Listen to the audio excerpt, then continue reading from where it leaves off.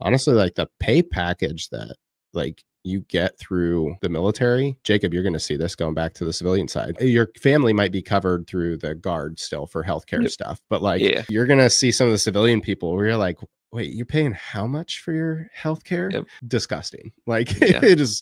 And I'm like, when you factor in like people joining the military and your healthcare is covered and your food is covered and like housing allowance. Yeah, your housing is covered. And then you get your base pay. Did I say insurance already? All the stuff collectively, I was adding it up because I'm actually updating. I had put out a book like a long time ago, The Secret to Build Wealth in the Military. I'm expanding a lot more on that. So I've like been doing a lot of research and going back through recently, which actually you can pre-order right now or sign up for the wait list if you want. Those links are in the description of this live stream. I'm like doing this research. Okay, you know, what's the current pay rates? Like how much are people making? You add up all this stuff. An E1 going to basic training is like the equivalent of like a $65,000 job, which is nuts. Yeah. When you factor in like your rent is provided, your food is provided, and then your healthcare is provided, and then you're getting paid $2,100 a month on top of that. Yeah, you're only getting paid $2,100 a month. But if you worked back home and you had to pay for your own healthcare or just didn't have healthcare and had to pay every time you got sick,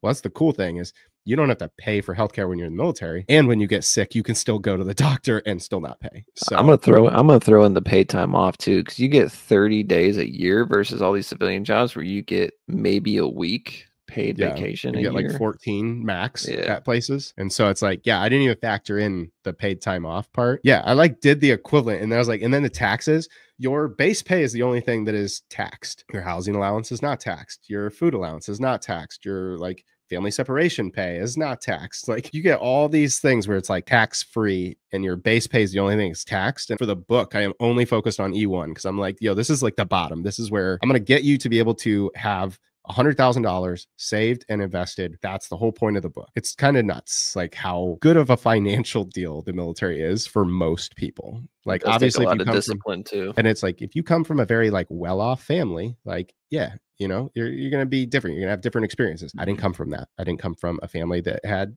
entrepreneurs. I didn't come from a family that had anybody that was connected in business. Like both of my parents just worked like lower wage jobs consistently throughout their life. Like I didn't have a lot of connections to like mobily move up in life. The military 100% gives you that structure to like make it possible. You guys bought a house when you were in Georgia, right? We rented in Georgia. We didn't buy our first house until we moved here. You're selling this place? Yep, I already sold it. We're actually renting this back now, and we actually sold this for way more than we bought it. So yeah.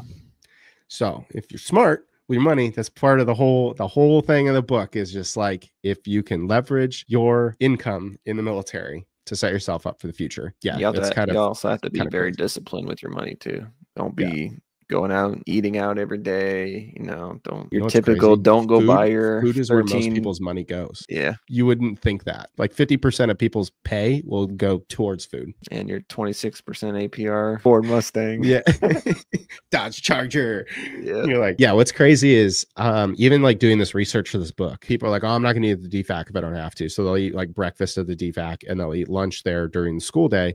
But then as soon as they're out of school in tech school, they'll go to get dinner or they'll order Uber Eats or whatever. Mm-hmm. Bro, you're paying like $20 some minimum a meal. Minimum. You can't order anything on Uber Eats for less than $20. And then you're probably, if you're getting it for just over $20, then you're probably stiffing the delivery driver, which makes you a jerk. So yeah, you just shouldn't be ordering Uber Eats anyways. So it's like you got to tip the driver, you got like $5 delivery fee, then you got taxes on top of that. And it's like $30, 20 some bucks a meal. And then if you go out to eat, you add that up. And if you're eating, say people on the weekends, they're like, I needed the DFAC in tech school. So they get up and they like, maybe they skip breakfast and they have like a brunch and dinner. They're still spending $30, $40. Like, and so you're spending like $40, $50 for each day on the weekend, just on food. When you could have just eaten at the dining facility for free. It's $100 a weekend, just on your weekend meals, up to like $200 a week. Some people are spending. That's $800 a month that people are spending on food when they have free food right in front of them. And I was like, yep.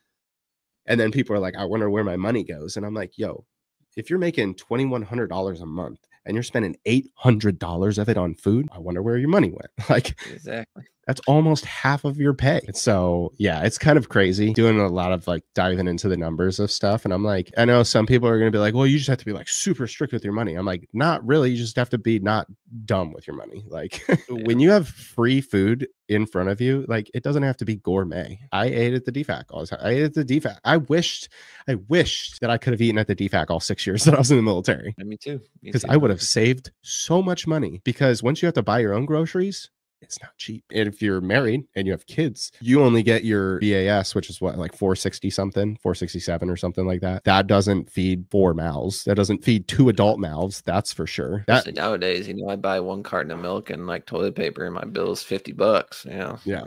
Everything is so expensive already. Like the last thing you need to be spending money on is food when you have free food available in front of you. And I'm like, most of the dining facilities offer you, it's like a mini buffet. Like there's options. You can't tell me that their hamburgers, their grilled chicken, their salads, their bagels, their Pop-Tarts that they have little cereal things that you can use. You can't tell me you don't eat any of that stuff. Like I wish I could. Even today, I still am like, I got so spoiled with it where I'm like, I would 100%, if there was a dining facility option in my local area for like $400 a month, like flat, I could go and have 3 meals a day. I would pay $400 a month and I would eat there every single day. I don't have to cook. I don't have to do like dishes, all of that extra time that was spent doing stuff. And then I don't have to like meal prep or think about it. I can just go in and be like, you got 12 options for me. Cool. Like when I was at Kadena, like when I was like getting really into weightlifting, I would have like 4 chicken sandwiches a day, chicken breast sandwiches. And I was like, yeah, some days they weren't the best. So you know what I would do? I would put mayonnaise on it. Like